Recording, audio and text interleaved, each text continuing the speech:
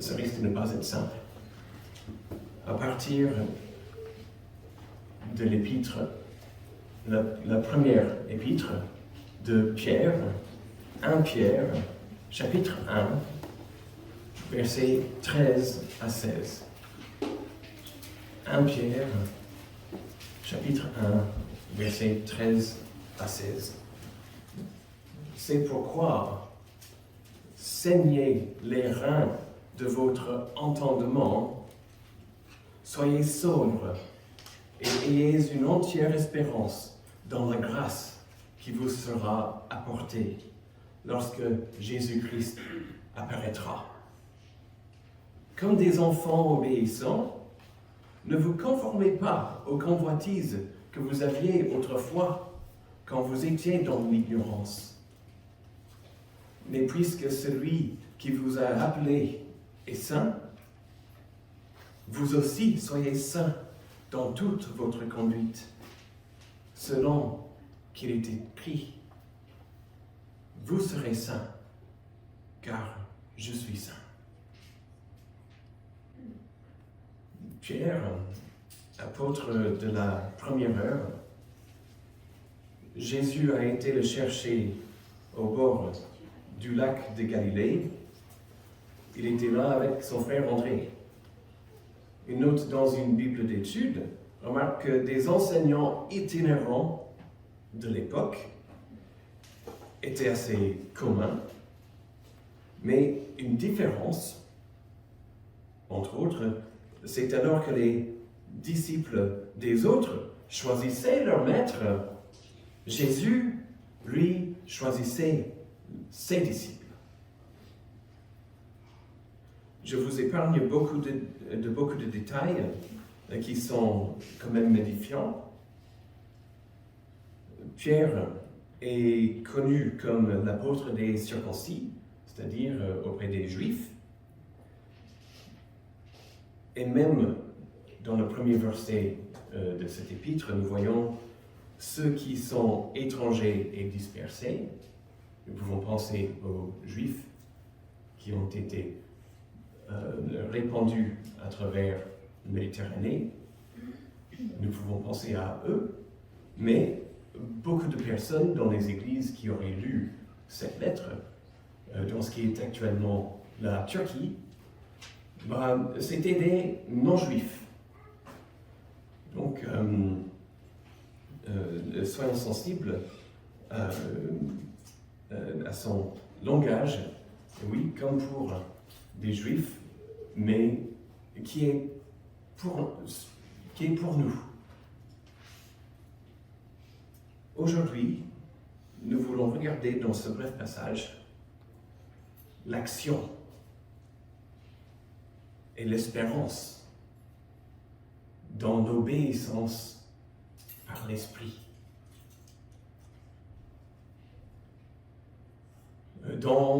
Ne serait-ce qu'en langue française, déjà, nous avons beaucoup d'expressions quant à l'habillement.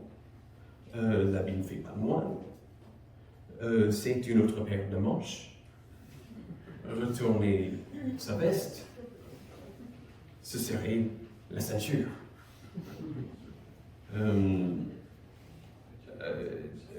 Nous voyons, et ainsi de suite, etc. Mais ceindre les reins de son entendement est assez unique comme expression. Ça suit de très près et le grec et l'hébreu. Et c'est assez unique. On le trouve plutôt que dans la Bible. On n'entend pas le président nous instruire, nous aviser de ceindre les reins de notre entendement. On va avoir un nouveau confinement, je ne sais pas. On n'entend pas ça. C'est plutôt dans la Bible. Le second 21 nous a épargné ce drôle d'image et nous dit, c'est pourquoi tenez votre esprit en éveil. tenez votre esprit en éveil. Mais, tant qu'à faire, regardons en Exode 12, chapitre 12, verset 11. Le Seigneur donne comme consigne aux Israélites lors du premier Pâques, lors de la première Pâques, quand vous le mangerez, vous aurez vos reins sains, vos souliers aux pieds et votre bâton à la main, et vous le mangerez à la hâte. C'est la Pâque de l'Éternel. Jésus nous prévient dans Luc, chapitre 12, versets 35 à 40. Luc, chapitre 12, versets 35 à 40. Que vos reins soient sains et vos lampes allumées, et vous soyez semblables à des hommes qui attendent que leur maître revienne des noces, afin de lui ouvrir dès qu'il arrivera et frappera. Heureux ces serviteurs que le maître à son arrivée trouvera veillant. Je vous le dis en vérité, il se scindra, les fera mettre à table et s'approchera pour les servir. Qu'il arrive à la deuxième ou la troisième veille, heureux ces serviteurs. S'il les trouve veillants, sachez-le bien. Si le maître de la maison savait à quelle heure le voleur doit venir, il veillerait et ne laisserait pas percer sa maison. Vous aussi, tenez-vous prêts, car le Fils de l'homme viendra à l'heure où vous n'y penserez pas. Ces trois passages peuvent susciter une idée commune. Quand vous le mangerez, vous aurez vos reins sains, que vos reins soient sains et vos lampes allumées. Saignez les reins de votre entendement.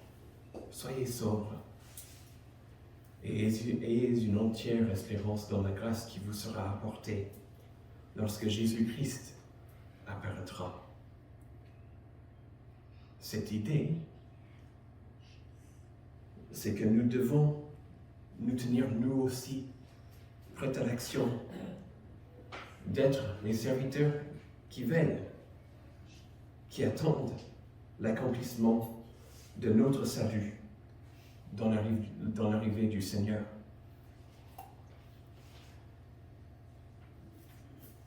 Pierre nous exhorte d'avoir une entière espérance, de mettre toute notre espérance dans la grâce qui nous sera accordée lors de l'avènement de Jésus. Du coup, le verset 13 commence avec « C'est pourquoi ». Si on pouvait écouter John MacArthur en anglais, il cherchera le « therefore ». C'est pourquoi.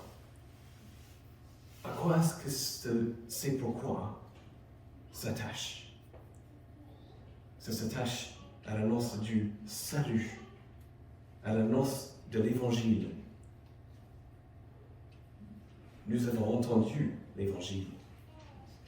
L'Esprit Saint nous a convaincus de notre péché.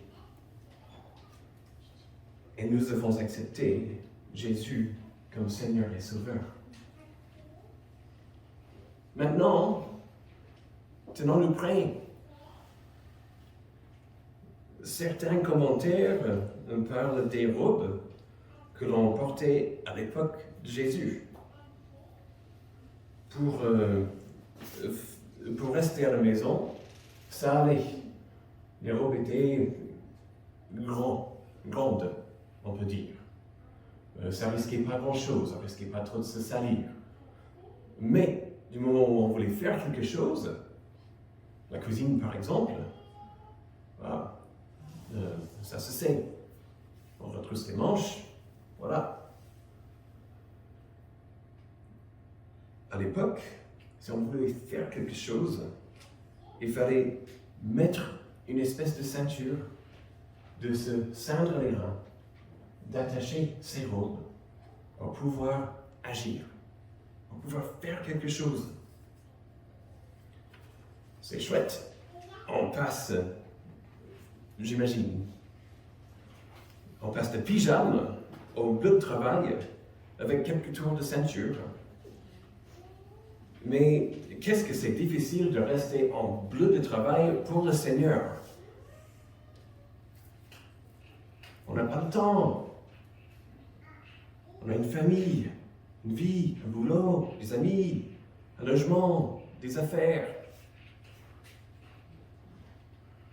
Un exemple concret, ça m'a donné l'opportunité d'appeler des amis à 6h15 à leur heure, leur fuseau horaire côte est, 6h15, donc avançant de 6h. Très tôt ce matin, je les ai appelés pour vérifier l'histoire que j'ai entendue raconter un missionnaire qui lui avait démarré à ma fac à moi. Il est venu parler à une réunion d'aumônerie. Un chrétien, lui aussi, à la même fac, à son époque, reçoit lors d'un temps de prière du Seigneur: garde ton jean nuit et jour. Ok. Garde ton jean nuit et jour. Fidèle à cette instruction, il porte un jean tous les jours, jour et nuit. En tout cas, une nuit, il pleuvait des cordes. Il reçoit du Seigneur: va te mettre devant tel dortoir. Va te mettre devant tel dortoir. Oui, dans la pluie, et il le fait. Il y va. Comme on dit en anglais, il pleuvait des chiens et des chats. Il se met devant ce dortoir, un dortoir réservé aux femmes. Oui, ça se faisait à l'époque. C'était peut-être mieux. Mais il reste devant pendant quelques minutes dans la pluie et puis il rentre. D'accord. Des fois, si ça vous arrive de réellement entendre quelque chose du Seigneur, ne vous privez pas d'une occasion exceptionnelle. Parce qu'un ou 2 jours plus tard, une étudiante dans le resto U lui arrête et lui dit: c'est toi qui étais devant le dortoir l'autre soir. Oui, elle répondit. Elle lui explique: j'ai demandé à Dieu une signe. Sinon, j'allais me suicider. Apparemment, c'était une fille qui souffrait. Toi, devant le dortoir, tu étais la signe.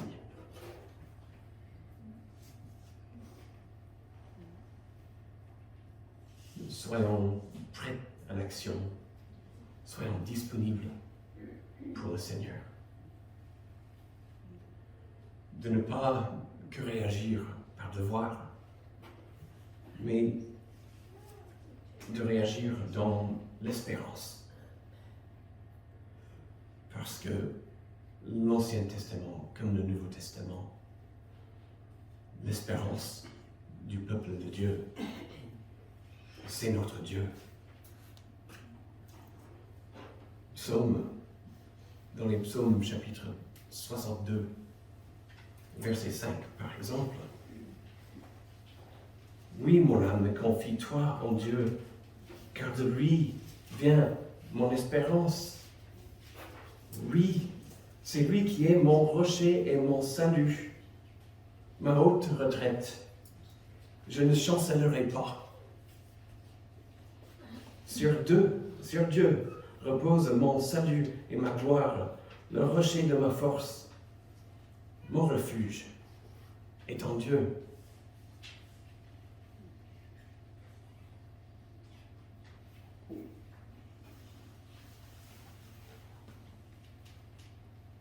Comme dans le Nouveau Testament, au début de 1 Pierre, chapitre 1, verset 3. Béni soit Dieu, le Père de notre Seigneur Jésus-Christ, qui, selon sa grande miséricorde, nous a régénérés par une espérance vivante, par la résurrection de Jésus-Christ d'entre les morts. Notre espérance ne trompe point, car elle est fondée sur le Dieu éternel, qui nous offre le salut gratuitement par le sacrifice de son Fils Jésus. Ce n'est pas une espérance morte, car Jésus est vivant. Amen.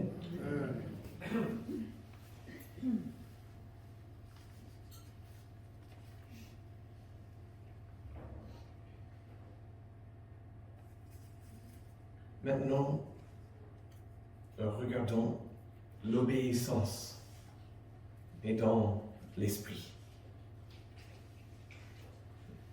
Comme des enfants obéissants, ne vous conformez pas aux convoitises que vous aviez autrefois, quand vous étiez dans l'ignorance. Obéir. C'est un mot qui fait lever les... C'est un mot qui peut exciter des tensions peut-être même.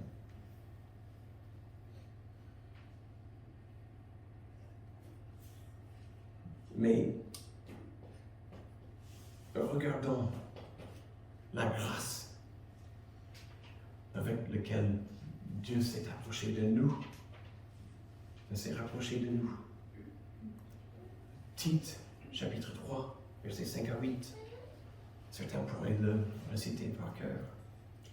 Il nous a sauvés, non à cause des œuvres de justice que nous aurions faites, mais selon sa miséricorde, par le baptême de la régénération et le renouvellement du Saint-Esprit, qu'il a répandu sur nous avec abondance par Jésus-Christ notre Sauveur, afin que, justifiés par sa grâce, nous devenions en espérance héritiers de la vie éternelle. Cette parole est certaine, et je veux que tu affirmes ces choses, afin que ceux qui ont cru Dieu, en s'appliquant, afin que ceux qui ont cru en Dieu s'appliquent à pratiquer de bonnes œuvres. Justifiés par sa grâce, nous commençons une vie nouvelle afin de devenir des héritiers de la vie éternelle. Par sa grâce, nous sommes renouvelés par le Saint-Esprit. Nous sommes de nouvelles créatures. Rejetons le fardeau et le péché qui nous enveloppent si facilement. Mais comment? Par l'Esprit.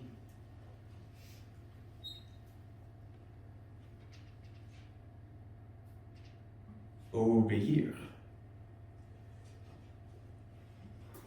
Ne plus nous laisser diriger par nos passions qui nous dirigeaient autrefois. Ou peut-être ne pas nous laisser diriger par les passions qui s'introduisent dans notre vie de croyant, parfois. Personne n'est à l'abri.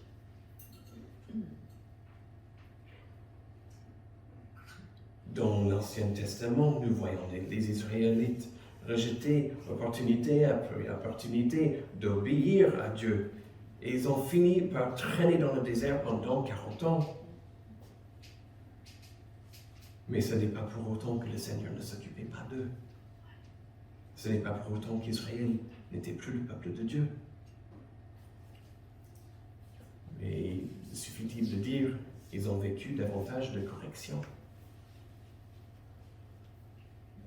Et beaucoup qui étaient partis pour la terre promise n'ont pas vécu afin de la vivre, de le voir.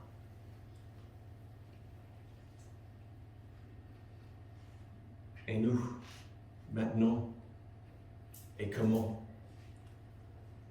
Par l'Esprit. Nous arrivons sur Romains chapitre 8, versets 2 à 4. En effet, la loi de l'Esprit de vie en Jésus-Christ m'a affranchi de la loi du péché et de la mort, car chose impossible à la loi, parce que la chair la rendait sans force, Dieu a condamné le péché dans la chair en envoyant à cause du péché son propre Fils dans une chair semblable à celle du péché, et cela afin que la justice de la loi fût accomplie en nous, qui marchons non selon la chair, mais selon l'Esprit.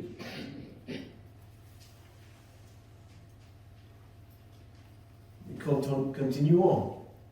Romains chapitre 8, versets 13 à 16. Si vous vivez selon la chair, vous mourrez. Mais si par l'Esprit vous faites mourir les actions du corps, vous vivrez. Car tous ceux qui sont conduits par l'Esprit de Dieu sont fils de Dieu.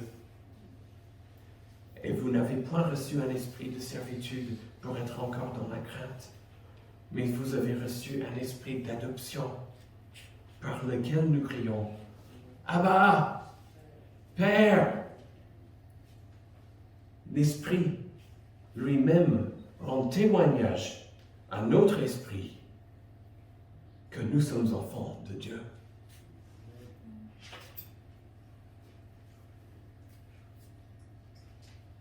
Frères et sœurs, Jésus n'est pas venu pour abolir la loi, mais pour l'accomplir à la croix. Renouvelés par l'Esprit, marchons par l'Esprit, et par l'Esprit, crions et prions à notre Père céleste. Par l'Esprit, portons du fruit. Soyons saints comme lui, notre Père éternel, notre Dieu est saint. Et que je vous rassure, vous le savez, si vous marchez selon l'Esprit, vous n'êtes pas tout seul.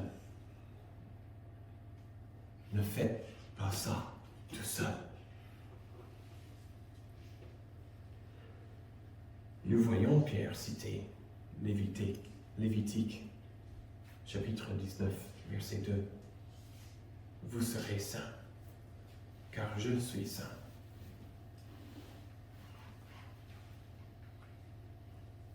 Tout seul face à ça, comment se comparer à de tels critères? Dieu ne nous aurait pas surestimés. Comme nous a expliqué Jean-Marie Thomas il y a quelques semaines, ce n'est pas parfait qu'il veut dire, c'est mis à part. La barre reste très haute. la barre reste haute. Mais ce n'est pas curieux.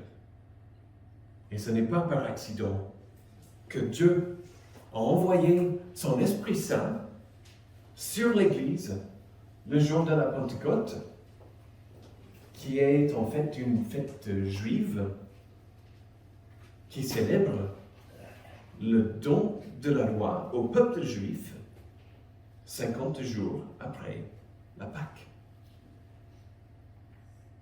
Israël a reçu la loi. Alléluia, nous avons reçu l'Esprit. Comment est-ce que nous pouvons être mis à part? C'est de ne plus nous conformer aux convoitises de notre vie d'avant, ou même la tentation que nous vivons en tant que croyants. Selon Galates 5, de marcher, verset 16, selon l'Esprit, vous n'accomplirez pas les désirs de la chair, car la chair a des désirs contraires à ceux de l'Esprit. Et l'Esprit en a de contraires à ceux de la chair. Ils sont opposés entre eux, afin que vous ne fassiez point ce que vous voudriez. Si nous faisons un peu de comptabilité, très vite, Galates 5, les énumérer entre frères et sœurs, ce n'est pas une invitation au péché, mais nous voyons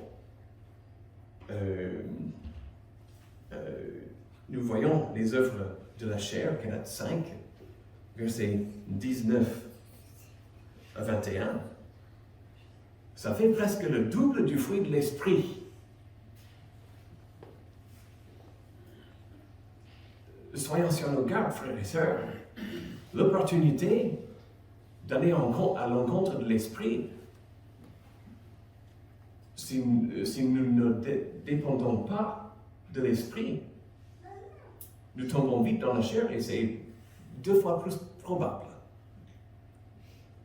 Les œuvres de la chair sont manifestes, ce sont l'adultère, l'impudicité, l'impureté, la dissolution, l'idolâtrie, la magie, les inimitiés, les querelles, les jalousies, les animosités, les disputes, les divisions, les sectes, l'envie, les meurtres, l'ivrognerie, les excès de table et les choses semblables. Frères et sœurs, il y a le double d'occasion de chuter.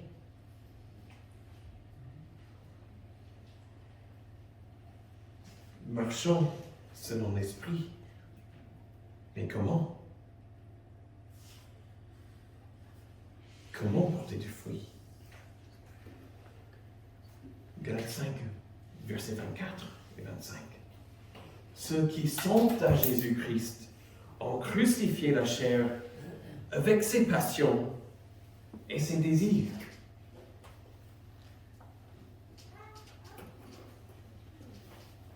Lesquels de versets 19 et 20 et 21 pourraient nous poser problème. Demandons de l'aide à notre Seigneur. Ceux qui sont à Jésus-Christ ont crucifié la chair avec ses passions et ses désirs. Si nous vivons par l'Esprit, marchons aussi selon l'Esprit. Crucifions continuellement la chair.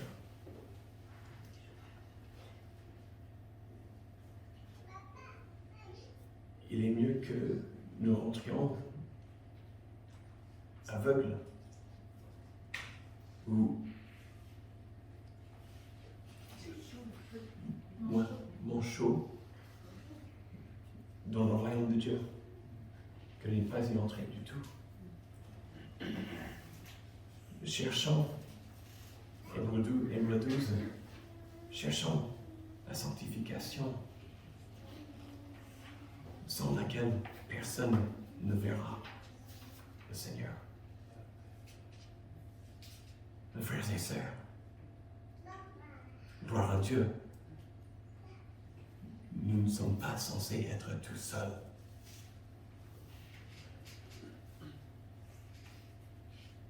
La barre est haute. Beaucoup d'encre a coulé sur cette question. Vous avez peut-être entendu le nom John Piper, le pasteur et auteur connu de beaucoup de chrétiens dans le monde.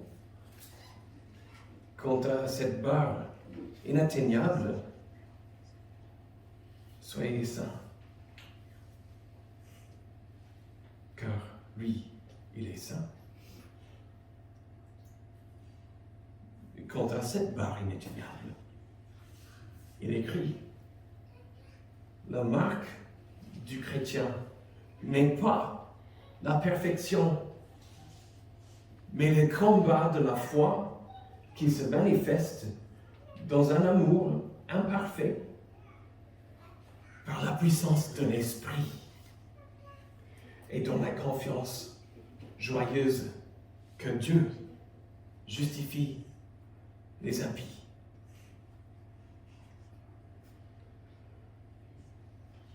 Frères et sœurs, nous voyons l'Esprit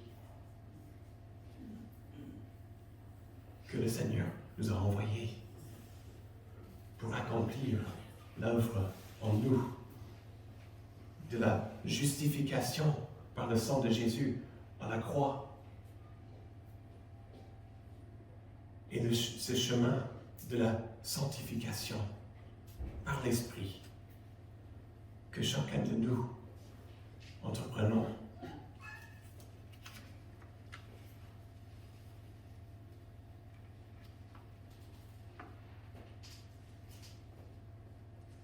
Aujourd'hui, nous avons vu dans ce texte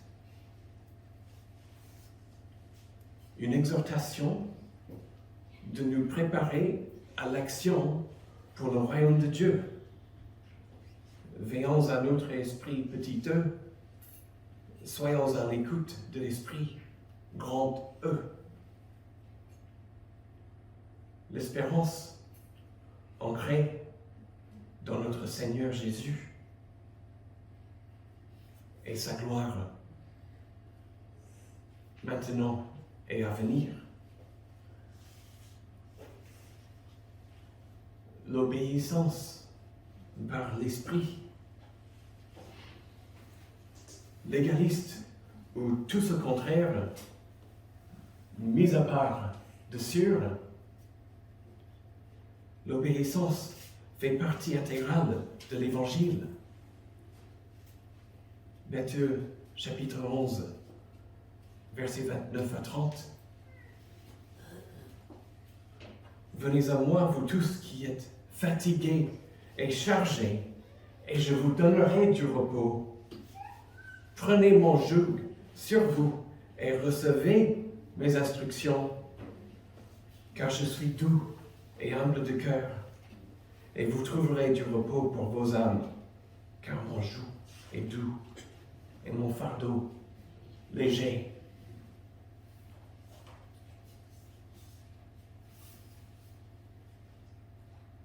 Prenons son joug sur nous et recevons ses instructions.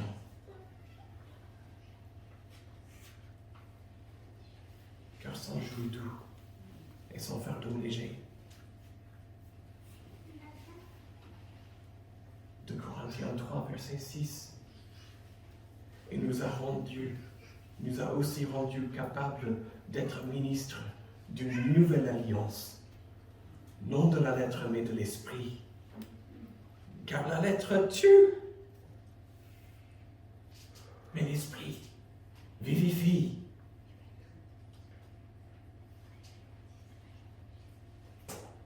Ou Jacques, connu pour son côté pratique, le dit très bien, chapitre 4, verset 8. Approchez-vous de Dieu et il s'approchera de vous.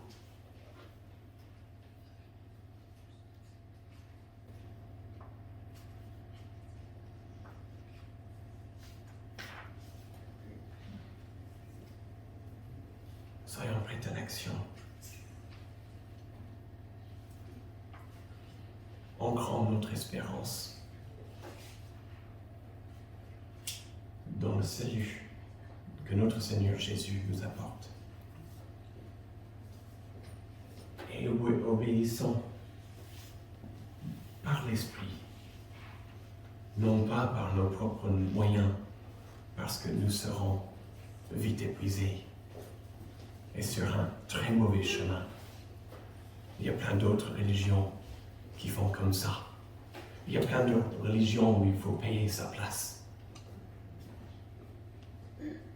Gloire à Dieu, Jésus a payé à notre place. Soyons-en conscients et vivons par l'Esprit. L'apôtre Paul donne son au revoir, Romains chapitre 15. Que le Dieu de l'espérance vous remplisse de toute joie et de toute paix dans la foi, pour que vous abondiez en espérance par la puissance du Saint-Esprit. Prions.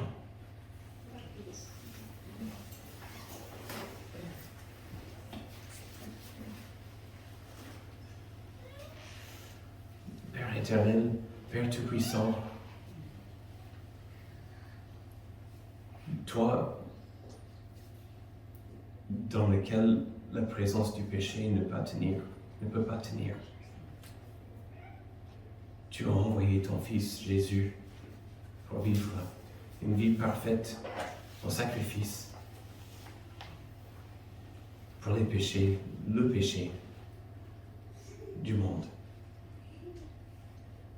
Et quiconque croit en lui ne périra point, mais aura la vie éternelle.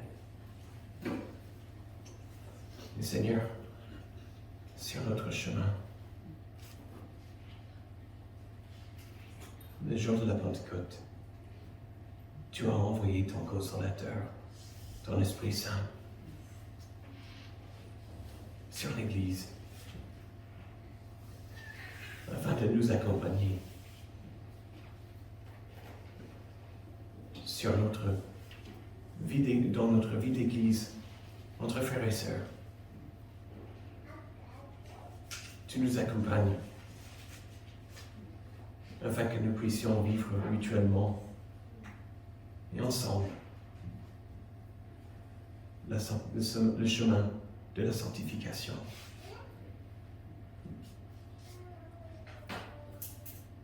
Surtout pas, Seigneur, par nos propres moyens, mais par ton esprit.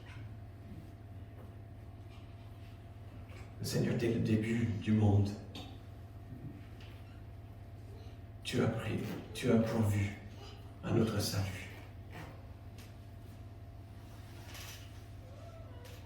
à notre justification, notre sanctification, notre espérance de voir ta gloire lorsque tu apparaîtras.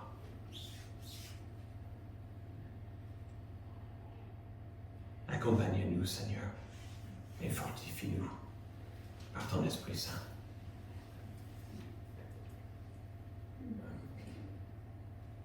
Car c'est au nom de Jésus que nous prions. Amen. Béni l'Éternel, mon âme. Béni l'Éternel, mon âme. Écoute sa voix, il dit que ta voix déplacera toutes les montagnes. Béni l'Éternel, oh mon âme. Tous ces je sais que tu es là et que ma porte supporte tout perdre sur mes pas. Je suis en marche sous l'arche de ton amour pour moi. Jésus, tu es roi et j'avance à ta suite. Béni l'Éternel, mon âme. Béni l'Éternel, mon âme. Sa fidélité ne dépendra pas des circonstances.